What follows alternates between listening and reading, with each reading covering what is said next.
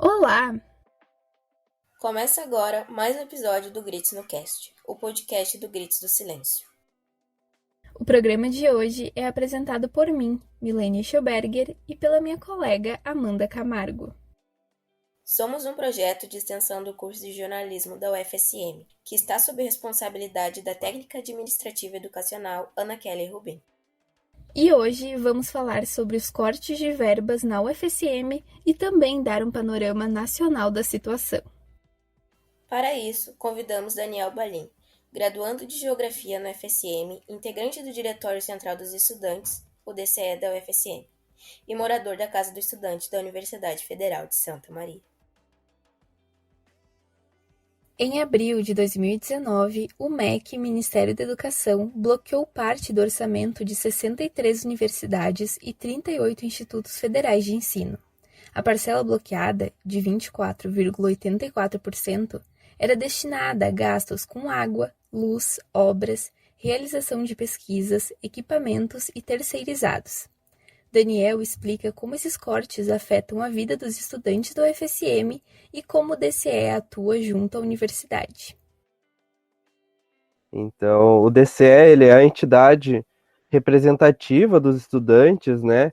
Da mesma forma que a gente tem dentro dos cursos, diretórios acadêmicos, né, que representam cada curso, o DCE, né, conversa, né, e dialoga com os diretórios acadêmicos de todos os cursos da universidade e leva essas demandas, né, dos estudantes para a reitoria. Então, o DCE é a entidade representativa aí dos estudantes, né, a voz dos estudantes nos espaços de decisão da universidade, tanto nos conselhos universitários, né, também quanto conversando com a reitoria, né, dialogando com a reitoria. Isso dos cortes, assim, a gente tem aí posto para nós a questão que a gente já estava com uma perspectiva da universidade não conseguir fechar o ano, né, no ano de 2020. Aí veio a pandemia, né, a gente conseguiu adaptar aí algumas coisas, né, principalmente na questão orçamentária, e que nos permitiu, né, que a gente conseguisse terminar o ano, né, de 2020. Agora, para esse ano, né, 2021, a gente teve um novo corte no orçamento. Então, se a gente pensar, né, que em 2020 a gente tinha um corte no orçamento que impossibilitar a gente de terminar o ano, agora em 2021 a gente tem corte aí 20% naquele orçamento do ano passado. Então, a perspectiva aí que a gente tem é de não se conseguir terminar o ano, né? Caso volte presencialmente. E pensando agora, né, nessas questões da pandemia, né? Visto que a gente vai ter demandas de assistência estudantil que vão aumentar, né? A gente vai ter estudantes, mais estudantes precisando aí de assistência estudantil, necessitando do apoio da universidade. A gente vai ter que pensar aí como que a gente vai fazer para a questão da alimentação, para a questão também do auxílio à internet, né, do auxílio a equipamentos. Então, é novas demandas que a pandemia vem trazendo para a gente agora e que vão demandar do orçamento da universidade. Fora também aí da gente, se a gente for pensar que a cada ano, né, entra mais alunos na universidade. A gente aí tem um processo de expansão que aconteceu aí nas universidades pelo país inteiro, né, e na UFSM não foi diferente. A gente teve aí a criação de novos campos da universidade. A UFSM conta com o campus sede em Santa Maria e outros 3 campos. Então, se a gente for ver a quantidade que as universidades cresceram e a quantidade de pessoas que conseguiram acessar o ensino público, né, aumentou muito. O orçamento não acompanhou essa expansão, né, das universidades, tanto de estrutura quanto de alunos. A previsão aí para esse ano aí, e esse orçamento que está posto é um orçamento muito abaixo, né, do que a gente consegue fazer. E a assistência estudantil é uma das principais, né, afetadas por esse corte aí do orçamento. Agora, com a pandemia, né, a gente teve alunos que precisaram permanecer na casa estudante. Então, a gente tem diversas realidades. Alunos que estão no final do curso, que precisam se manter em Santa Maria. Alunos que estão em estágio curricular e também as empresas não liberaram e está sendo presencial e também tem que se manter na casa estudante, alunos que trabalham no município de Santa Maria e também continuaram seus serviços com a pandemia, e também casos de mães, pais que moram na casa estudante também e tem a realidade de seus filhos ali, né, e também não conseguem voltar para o seu município de origem. Com isso, sim, a gente tem um número bem importante, bem grande, assim, de alunos que ainda estão na casa estudante precisando desse texto estudantil. Com o fechamento do RU, né, que era o principal local de alimentação desses estudantes, a gente se criou, né, essa demanda de se ter, né, um vale alimentação, né, um auxílio alimentação, para que esses estudantes conseguissem, né, se manter agora nesse período. Acontece, né, que a casa estudante ela é um importante espaço para o estudante se manter e conseguir concluir os seus cursos. Muitos alunos que estão ali, eles permanecem na casa estudante durante toda a sua formação e sem a casa estudante não conseguiriam estar em Santa Maria, não conseguiriam estar estudando na UFSM e não conseguiriam, né, se formar em uma profissão para depois, né, de formado, conseguir atuar e conseguir elevar um pouco sua qualidade de vida, né, e conseguir um emprego com melhores condições. Então, a assistência estudantil, a casa estudante são essenciais, né, para a formação dos estudantes. Agora, com esse corte orçamentário, a gente tem a preocupação, né, porque a gente tem a questão da luz ali, né, da casa estudante, né, que é a universidade que paga, né. Então, a universidade gasta bastante grana com energia, com luz, com as reformas da casa do estudante e também com esses auxílios, que agora tem que ser um auxílio alimentação. E também, né, a gente está tentando ver um novo ciclo de um auxílio equipamentos tecnológicos, que muitos estudantes também não têm um equipamento tecnológico, né, um celular, um computador, que suporte as aulas online, né, nesse modelo aí remoto que a gente está. E quem sabe no futuro um modelo híbrido, né? Metade online e metade presencial. Então, a gente, né, para essas demandas, a gente requer do orçamento, né? E o orçamento está ligado exatamente a isso, assim. A gente vê, né, a realidade dos estudantes sendo moldada, né, por conta desses impasses que a gente chega, né? A gente tem aí um auxílio alimentação dado aos estudantes de R$ 250. Se a gente for ver a realidade da inflação do preço dos alimentos, a gente vê, né, que R$ 250 não dá para fechar o mês com uma boa alimentação. E ainda a gente tem os casos das mães e que tem seus filhos dentro da casa estudante. Então, R$ 250 acaba sendo, né, um valor bem abaixo, né, do necessário.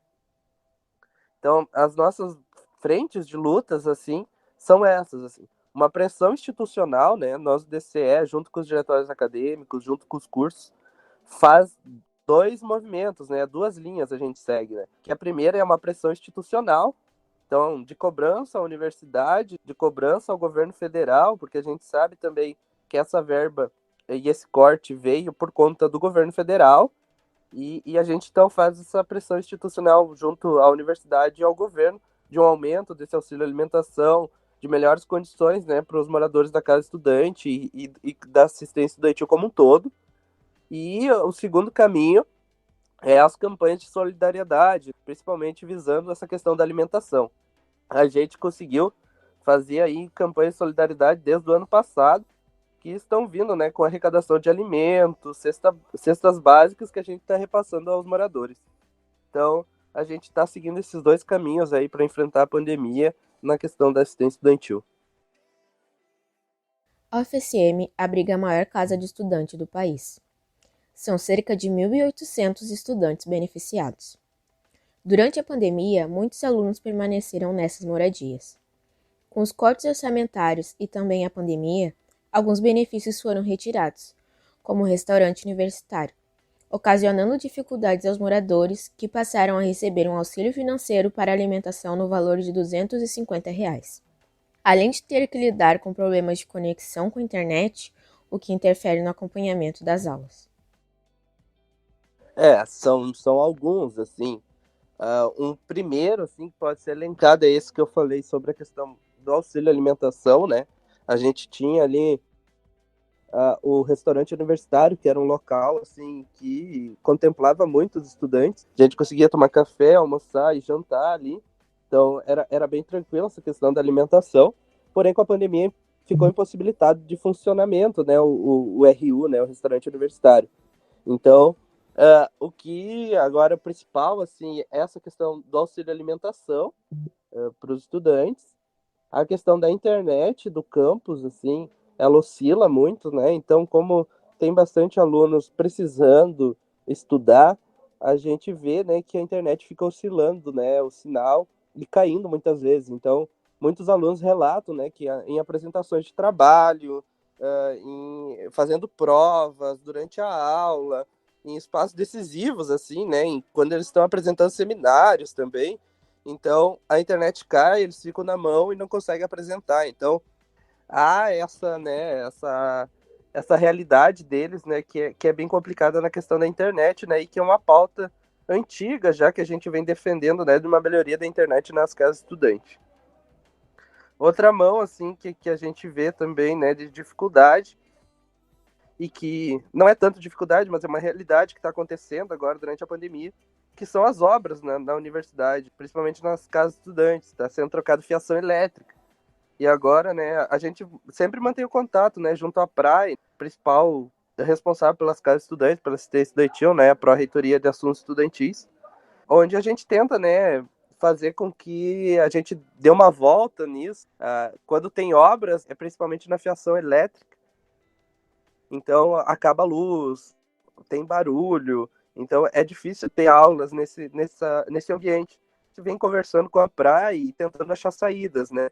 A gente conseguiu aí ver com a praia de pegar o espaço multiuso da UFSM para fazer com que fosse um local, né, de forma sanitária e também bem higienizado, né, um local para os estudantes, né, que tem seu apartamento, seu bloco em obra, possa estar estudando, né? Mas e estamos tentando conseguir, né? E é algo que é um pouco mais tranquilo a gente tratar, né? São obras de melhorias, de conserto, por mais que atrapalhem, né, a vida acadêmica dos estudantes. Então, seria essas três coisas, assim, a questão da alimentação, a questão da internet e a questão também, né, dessas obras que estão acontecendo agora nesse período na casa estudante. Sem contar, né, da questão dos equipamentos tecnológicos também, né? A gente está aí com alguns ciclos de editais, né, sobre o auxílio a equipamentos tecnológicos, que é um auxílio de R$ 1.000 para os estudantes comprarem, né, de ajuda de custo para os alunos comprarem um computador um pouco melhor, peças melhores para os computadores para suportar, né, esse período de aulas online. A gente tem assim um projeto bem interessante dentro da Casa Estudante, que é até foi elaborado, né, e proposto pelo Departamento de Saúde Coletiva do CCS, ali da UFSM, que é um controle, né, e um médico e um enfermeiro responsável apenas pela casa estudante, né. Como a gente tem ali, em tempos normais, mais de 2.000 moradores morando ali, a gente viu essa necessidade, né, de ter como se fosse uma UBS ali para CEL, né, para casa estudante. Então, isso foi posto em prática, esse projeto. Então, atualmente, a gente tem aí um acompanhamento de uma médica e de um enfermeiro, né? E às vezes varia as pessoas, né? Mas sempre esses cargos, né? Um médico e um enfermeiro, para estar auxiliando a cada estudante, principalmente em casos, né, de suspeitas de Covid, em atendimentos, né, de urgência também, né? Então, para ter esse auxílio, né? Porque um possível surto, né, seria um grande problema dentro da casa estudante, porque são muitas pessoas que moram junto e seria algo bem complicado de se lidar, né? Teria que ser interditada, né, a casa estudante pela vigilância sanitária e tudo mais. Então, o que a praia assim consegue nos auxiliar é ter esse projeto aí de um médico e um enfermeiro, né, que são responsáveis pela saúde da casa, né, que a gente chama, e também, né, é distribuído todo mês um kit de limpeza para cada morador, assim. Então a gente vai lá na praia e busca, assim, então são kits de higiene, álcool gel, produtos para limpar a casa, então tem assim essa distribuição mensalmente assim, para nós, para que a gente consiga fazer, né, nossa higiene dos apartamentos. Também, né, tem as servidoras, né, que também fazem a higiene dos blocos que são coletivos, que são que mais pessoas usam, né? Banheiros coletivos e tudo mais, também é feito a limpeza, né, pelos servidores do CCM. Então a gente tem esse apoio tanto, né, na questão médica e de controle da Covid mesmo. Então, se tu tá suspeito de Covid, interdita o teu apartamento, tu recebe marmitas, tu fica 15 dias interditado, não podendo sair, fica um segurança embaixo do teu bloco cuidando para ver a entrada, a circulação de pessoas, para não permitir, né, isso, para evitar o contágio. E o contato contínuo dos médicos, assim, os médicos são muito atenciosos, assim, e ficam em contato direto com os estudantes, sabendo como eles estão, né, e vendo. E também é feito o teste, né, o PCR, né, do cotonete no nariz ali, que faz o teste para ver se tu tá infectado. E caso você esteja, o restante das pessoas do teu apartamento são testados também, e daí espera, né, até o período que termina a contaminação, né, e se ocorre a recuperação, né, e dá tudo certo, né. Até o momento a gente teve alguns casos de Covid, mas foi feito esse processo, não houve uma grande contaminação, não houve um surto, e conseguiu, assim, se manter um controle, assim, bem bom da pandemia, seguindo, assim, essas regras aí, né, e esses métodos que foram colocados. Outro fator que preocupa o estudante da UFSM está relacionado à conclusão do semestre letivo. Daniel comenta sobre a possibilidade de ocorrer uma paralisação do semestre e como a eleição da reitoria influencia nos rumos que a UFSM pode tomar. Esse é um debate ainda que tem que acontecer, né? Aqui na UFSM a gente está entrando em um processo de eleição, né, da reitoria, então isso também dificulta um pouco o debate, a gente vai ter que fazer esse processo sucessório antes de qualquer outra coisa, mas e também vai depender muito do que vai ser decidido nacionalmente, né? O que a gente tem agora decidido até o momento é a questão das nossas reivindicações nas ruas. A gente retomou aí no dia 29 de maio as ruas, né, e trouxe de novo esse debate aí da questão da precarização do ensino e principalmente do Fora Bolsonaro. E a gente vai estar voltando às ruas aí dia 19 de junho agora, para de novo estar reivindicando nossos direitos. Então, o que a gente tem aí de mobilização para o momento são essas ações assim unitárias que vêm sendo feitas, né? Principalmente aí em oposição ao governo federal, que vem deixando aí a educação sem verba, né? Esses cortes orçamentários. A gente tem a crise sanitária também, que não está sendo tratada com o devido respeito que deveria. Então a gente vem às ruas aí reivindicando isso. Sobre questão de greves e paralisação sobre o orçamento, a gente ainda não tem nada definido, né? Isso vai depender muito do debate nacional e do debate interno na UFSM, mas se vir a acontecer e se começar a ter esse debate, né, vai ser feito pelas principais entidades representativas, né? Pelo DCE, pela SEDUFSM, pela SUFSM, pela TENS, né? Os sindicatos aí dos professores, dos técnicos, né? E a entidade estudantil, que é o DCE, né? Então, é algo assim que a gente já vem trabalhando há um bom tempo para saber, né, como que a gente poderia fazer uma eleição de forma mais segura, que não possibilitasse, né, que se tivesse essa questão de intervenção. Fizemos alguns movimentos, né, e algumas tratativas, tanto no CEP, né, que é o Conselho de Ensino, Pesquisa e Extensão, que trata, né, da questão da pesquisa, e também no CONS, que é o conselho onde a gente consegue, né, deliberar sobre essas questões, tanto do orçamento da universidade, quanto também, né, das eleições. Então, foi no CONS assim, que a gente conseguiu, né, delimitar algumas coisas básicas. Primeiro, sobre a questão de se ter 3 nomes, né, indicados para o cargo de reitor, né. A gente, até o momento, tem uma chapa apenas escrita, né, então apenas um grupo, né, de professores se colocou, né, para essa disputa eleitoral, e desse grupo, assim, tem 3 nomes indicados a possíveis reitores, né, para ser votados na consulta que vai acontecer, né, que a gente colocou como pesquisa de opinião, né, que vai acontecer com os estudantes, com os técnicos, com os professores, e também, né, depois vai ser deliberado num conselho universitário a nomeação desses eleitos. Então, até o momento, a gente tem apenas uma chapa inscrita. E uma das formas que a gente conseguiu fazer com que tentasse deixar mais limpo, né, esse processo e sem nenhuma possível intervenção foi essa, de colocar 3 possíveis nomes para ocuparem o cargo, né, de reitor, para que quando a gente for mandar a lista tríplice para né, o Ministério da Educação, vai esses 3 nomes da chapa que vencer, né? Então, foi uma coisa muito estudada, que a gente conseguiu estudar bastante e ver, né, o caso da UFPEL, assim, foi feito dessa maneira, mesmo que, né, não foi da melhor maneira feita na UFPEL, né, a gente sabe que, mesmo assim, uma interventora conseguiu, né, estar nessa lista tríplice, mas, né, foi um modo que a gente tentou fazer para que a gente não corra tanto esse risco, pelo menos não coloque o nome de de algum possível professor que faça intervenção na universidade, por conta que o que a gente chama de intervenção é ser posto, né, ser escolhido pelo presidente um professor, né, que não foi eleito pela universidade, né.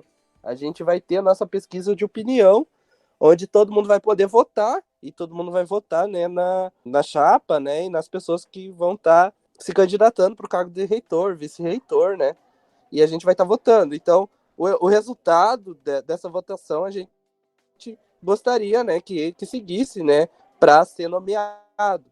E a gente corre o risco aí de não ser eleito, né, o que a gente votou. Então, uma das saídas foi colocar esses 3 nomes, e a gente agora está, né, esperando acontecer esse processo eleitoral, ver como vai estar acontecendo.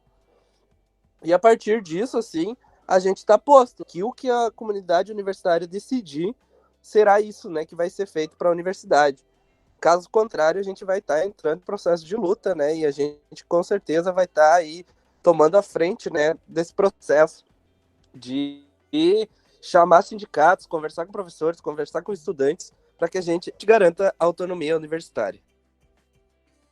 A UFSM seguiu com as suas atividades durante a pandemia, adaptando ao modelo remoto os projetos de pesquisa e extensão e as aulas da graduação e pós-graduação. Além disso, junto a outras universidades públicas do país, trabalhou em diversas frentes de combate à pandemia. Por exemplo, alertando para a letalidade do vírus, cedendo leitos no hospital universitário e realizando ensaios de vacinas na fase 3, sem falar das diversas pesquisas desenvolvidas relacionadas à pandemia. Daniel falou sobre como o sucateamento do ensino superior afeta não só os alunos e comunidade acadêmica, mas também toda a sociedade.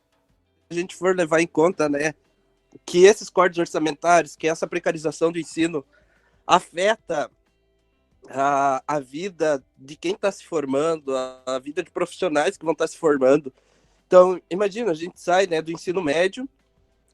Normalmente, né, esse é o processo que acontece mais geral, né, não é todo o processo que acontece assim, mas de forma geral a gente sai do ensino médio, sai da escola, sem uma perspectiva, né, de trabalho, de uma remuneração que seja interessante, que a gente sabe que o custo de vida no Brasil é muito alto. Então, se a gente sai, né, do ensino médio, entra para uma universidade, se especializa em uma profissão e sai apto, assim, a estar trabalhando com qualidade, e a gente sabe, né, que quem se forma na UFSM, quem se forma na Universidade Federal, é um profissional diferenciado, né, um profissional competente na sua área, vai estar contribuindo para o país, né, vai estar contribuindo para a nação. Então a gente sabe, já saiu várias pesquisas colocando sobre essa questão de que, né, a cada R$1 investido na universidade, os estudantes após formados retornam 4. Então a gente vê, né, que o investimento em educação, né, não é não é dinheiro gasto, é investimento, como a gente fala.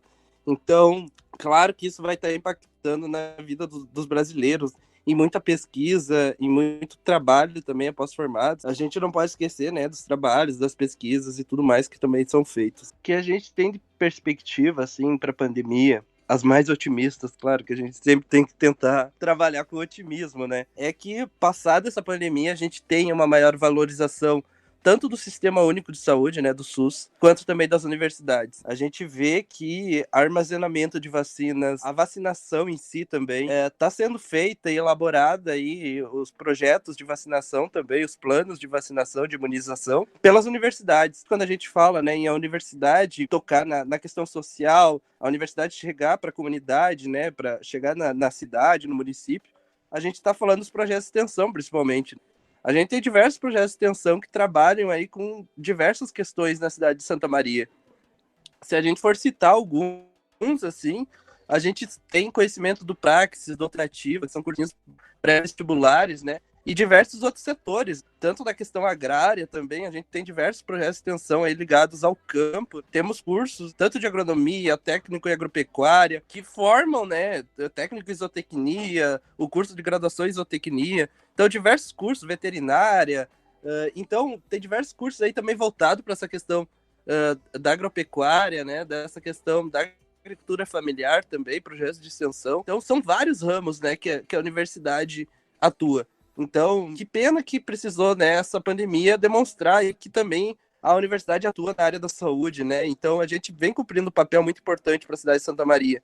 A gente tem na UFSM um posto de vacinação agora, né, de imunização. A gente tem alunos da UFSM vacinando a população. A gente tem moradores da casa estudante que fazem curso da saúde que estão na vacinação. São, assim, coisas que a universidade está no dia a dia, assim, da população e que cabe a nós, assim. Eu acho que pode ser, sim, que é muito difícil, assim, essa comunicação, né? A gente tem uma realidade muito difícil de acesso à informação, né? A gente não vê uma democratização da mídia também. Então, isso dificulta, assim, muitas pessoas de acessarem as informações relevantes para sua vida, né? Então, cabe a nós, assim, eu acho que é uma tarefa que vem há muito tempo aí já se demandando. Se a gente pensar aí que 2011, 2012, 2013, não lembro direito o ano, teve um momento, né, que foi posto as cotas, começou o SISU, né, o Enem. Então, é recente ainda, se a gente for ver também. A gente tem que estar mantendo, né, essa informação, chegando nas pessoas e comunicando, né, que a universidade é para todos, né, que a gente quer democratizar cada vez mais a universidade e que é um bem para todos. Quantos professores a universidade não forma por ano, né? Que vão estar atuando nas escolas da cidade? Quantos médicos não estão sendo formados? Enfermeiros que estão agora na linha de frente da pandemia? Então, agrônomos, pessoal da área do agro. Então, a gente tem diversos setores aí que estão atuando, né, na sociedade e que, com certeza, né, se estudaram na UFSM, vão estar levando o legado da UFSM, vão estar falando bem da instituição, porque é isso, né? Do arco para fora a gente fala só coisas boas da UFSM. Dentro a gente fala um pouquinho ruim, né? Mas aqui a gente também tem que cobrar, né, nossas questões. Mas para fora a gente só externaliza coisas boas, né? Porque é uma grande experiência, assim, para cada um e cada uma. Instituições como a Universidade Federal do Rio de Janeiro declararam que só conseguiriam se manter ativas até setembro deste ano, devido ao corte de até R$1 bilhão. Perguntamos ao Daniel como o DCE atua junto a outros movimentos estudantis do país e quais as estratégias e diálogos que estão sendo realizados para impedir a precarização do ensino superior. Da mesma forma que existe uma rede de movimento estudantil na UFSM, né, como eu citei, dos diretórios acadêmicos com o DCE, acontece também uma rede do movimento estudantil nacional, né? Então, o DCE da UFSM, o DCE da UFPEL e das diversas universidades aqui do estado do Rio Grande do Sul vão dialogar com a UEE, né? Que é a União Estadual de Estudantes, que é a União Estadual do Rio Grande do Sul. Cada estado vai ter sua UEE, né? E cada universidade vai ter seu DCE. Depois da UEE tem a UNE, que é a União Nacional de Estudantes. Tendo essa rede do movimento estudantil funcionando e dialogando, todas essas informações são trabalhadas em conjunto, né? Então, sim, a gente tem contato, assim, com os outros DCEs, tem contato junto à UNE também, e pensando mobilizações nesse sentido, assim. A gente sabe, né, o caso da Federal do Rio de Janeiro, e a gente viu, né, que eles externalizaram isso para fora e colocaram como uma das atitudes deles, que é fechar e parar as atividades por conta, né, desses cortes. Na nossa universidade não é diferente, nas outras universidades também não é diferente. Diversas universidades, né, sofreram cortes, foi um corte nacional das instituições federais, tanto universidades quanto IFES. Então, isso é algo assim que a gente vem discutindo há um bom tempo, né, nos fóruns da assistência estudantil, nos debates sobre o movimento estudantil. Na UFSM, né, como eu falei, em 2020 também a gente estava com o mesmo caso, a gente não ia conseguir terminar o ano e veio a pandemia, né, e acabou com que deu para se remanejar, né, esse dinheiro. E agora, novamente, a gente está de novo nessa situação, né, e é algo importante a gente falar que é algo que acontece já há anos. A gente vem aí um processo de aumentar as universidades, expandir sua estrutura, seu número de alunos, mas não o orçamento não acompanha essa expansão. A gente vem conversando, né, há um bom tempo para ver como que a gente vai estar fazendo, né, um enfrentamento a esses cortes, falando que a gente não vai aceitar esses cortes, que a gente não consegue funcionar e manter o básico da universidade funcionando com esse investimento que veio bem abaixo do esperado. O que a gente tem tirado aí como algo nacional, como atividades nacionais, são esses dias de mobilização. A gente entende aí que um dos principais fatores aí de precarização do ensino, de questões de não cuidados com a pandemia, né, com a crise sanitária, e dentre outros motivos, né, desemprego, colocar a população em risco, é devido ao governo federal. Então, a gente vem aí numa pressão aí que a gente está fazendo, junto aí nossos deputados, senadores, para que a gente tenha aí um orçamento das universidades liberado, né? A maioria da parte do investimento que já veio com cortes, né? Ele está contingenciado, né? O que a gente chama de contingenciamento. Então ele está travado, né? Esse dinheiro. Então o que a gente vem pedindo aí é que esse dinheiro seja liberado para uso e que se venham novos remessas de verba para a educação, né? E que o governo não retire da educação, sendo que a gente tem cumprido um papel importante aí tanto no enfrentamento da pandemia e também para o nosso funcionamento das instituições. Então, como atividade nacional, está sendo feito esses atos, né, que aconteceu dia 29 e vai acontecer agora dia 19 de junho. Nesses atos a gente pretende expor e tentar fazer aquilo, né, de conversar com a sociedade, falar da importância da universidade, falar do que a gente quer vacina para todos, é uma vacinação em massa, que seja aceita as vacinas, que sejam encomendadas mais vacinas e que a gente consiga aí ter, né, novas remessas no orçamento das instituições. Então, essa tem sido a nossa movimentação, né, de diálogo com a população e mostrar a revolta, né? A gente está revoltado aí com todo esse descaso aí, tanto com a educação quanto com a crise sanitária. Por fim, Daniel comentou como imagina o futuro das universidades públicas no Brasil e também deu dicas relacionadas à temática. A gente tem que começar a pensar também como que a gente conseguiu chegar nesse nível que a gente está agora. A gente tem aí universidades por quase todo lugar do Brasil, né? A gente sabe que ainda tem que democratizar mais, expandir mais, mas a gente vê aí em Santa Maria tendo uma universidade, em Pelotas tendo uma universidade. Então, a gente tem, né, expandido cada vez mais para o interior, né? É importante a gente pensar que a gente tem aí na universidade, principalmente na UFSM, né? Eu falo da UFSM porque é onde eu conheço mais. Na UFSM, antes da pandemia, a gente tinha 30 mil pessoas por dia circulando, né? Então a gente é uma potência, assim, é um local assim que traz muito emprego, né? Tanto para o pessoal que trabalha na UFSM quanto o pessoal que se forma. Então é um investimento que vai ter um retorno no futuro. A gente aí vê o enfrentamento à pandemia é somente com a ciência, né, com os estudos cientistas que a gente vai conseguir. Então, a gente vê, né, a importância cada vez mais da universidade. O futuro cada vez vai ser mais tecnológico, né, informacional e tecnológico. É importante a gente manter, né, se a gente quer um país soberano, a gente precisa investir em educação, né. A gente tem expandiu durante aí um bom tempo, né, 13, 14 anos aí, as universidades, o acesso à universidade, né, a universidade, antigamente, poucas pessoas poderiam fazer a universidade, hoje em dia já é um pouco mais democratizado, mesmo não sendo ideal ainda. Então, se eu penso algo assim para o futuro, eu penso que a gente precisa aí continuar solicitando, demandando, lutando por melhorias aí, tanto na assistência estudantil, que é algo que ajuda muito os estudantes a se formarem, né? As pessoas a ingressarem na universidade. Então, evitar essas evasões, né, da universidade. É isso, assim, a gente tentar democratizar ainda mais as universidades, abrir mais vagas para as pessoas, mais investimento para a educação, através de um país soberano, que só tendo um país com uma soberania que a gente vai conseguir ter né, aporte para a gente conseguir manter esses estudantes, aumentar nossas instituições. Então a gente precisa aí de novo, né, retomar essas políticas públicas que eram voltadas para a educação, tanto na questão orçamentária quanto também na expansão, né? Porque um mundo sem educação, um mundo futuro aí não vai ser nada, né? Principalmente nesse período aí que a gente vai vir com mais tecnologia, com mais informação.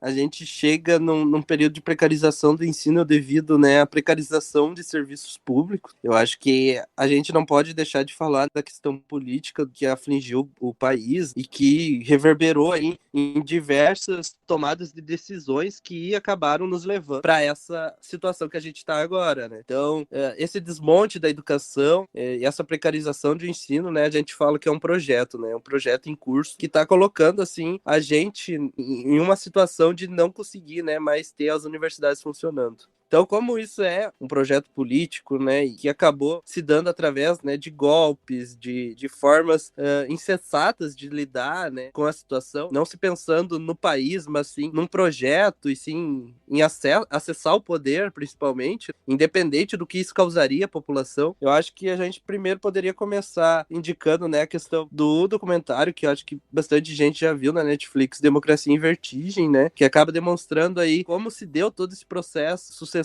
aí de golpes e que levaram a gente a uma instabilidade política, né, que a gente não sabia e não conseguia ter nenhuma outra ligação com os outros países, né? A gente vê os outros países aí evoluindo, né? A gente vê a China aí tomando, né, patamares gigantescos e a gente não conseguindo ter relações exteriores com esses países, não conseguindo fazer com que o Mercosul, que é o bloco econômico aqui da América Latina, que é ligado, né, ao Brasil, Argentina, Uruguai, Paraguai, enfim, que tem, né, o Brasil como uma das principais potências, não funcionando, esses contatos com os outros países não acontecendo. Então, diversos fatores, né, nos levam a chegar, né, nesse atual período.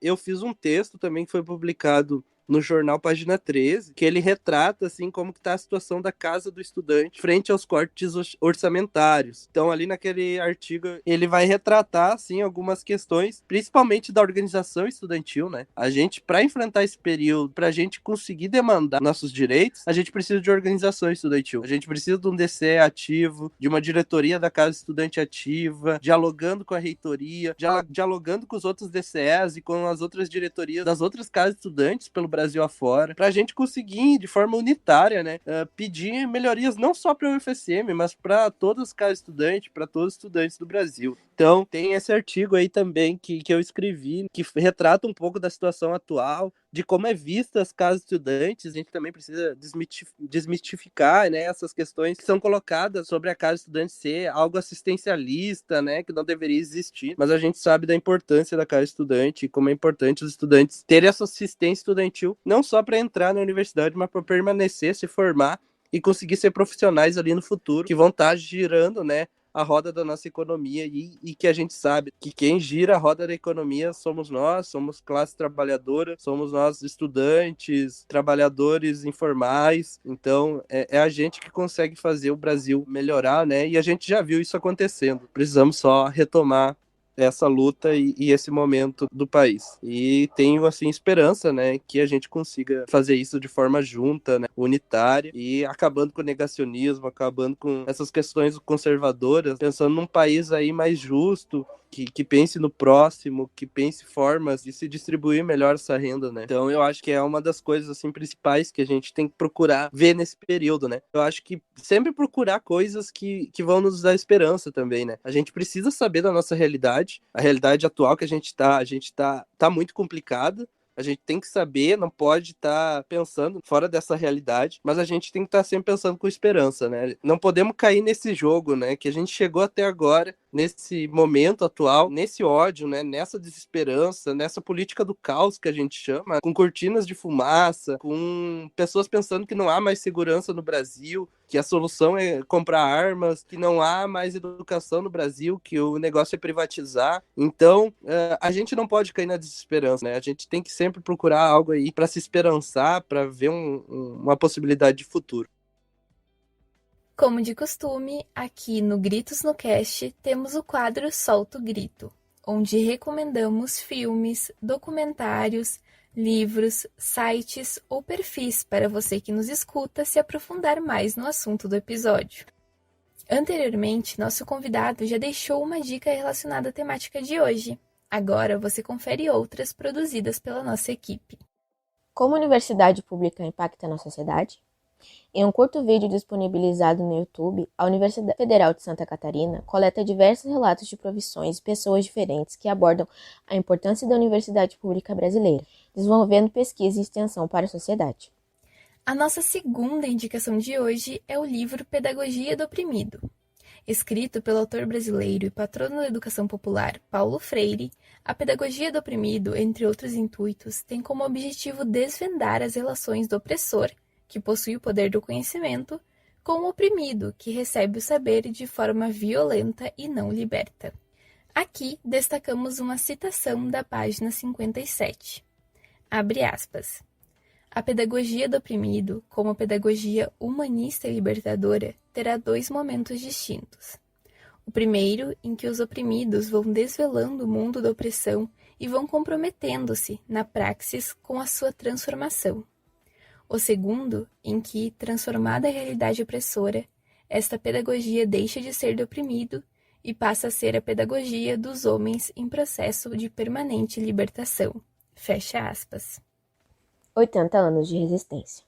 Um documentário histórico produzido em 1992 pela Universidade Federal do Paraná, que conta a história de resistência da universidade mais antiga do Brasil. Foi apresentado no aniversário de comemoração de sua existência.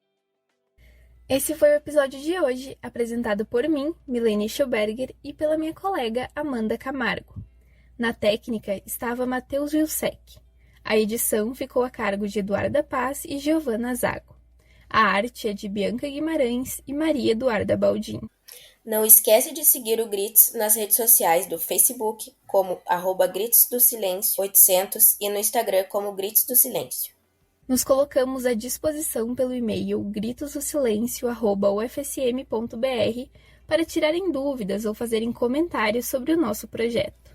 Esse episódio foi produzido totalmente à distância e reforçamos as recomendações da Organização Mundial da Saúde. Se puder, fique em casa e não se aglomere. Use álcool em gel e use a máscara PFF2, a mais recomendada por especialistas neste momento da pandemia. Até o dia 6 de junho, data da gravação do episódio, o Brasil totalizava 472.531 mortes em decorrência da Covid-19. Muito obrigada a ti que ouviu o episódio e até o próximo Gritos no Cast. Muito obrigada e até mais!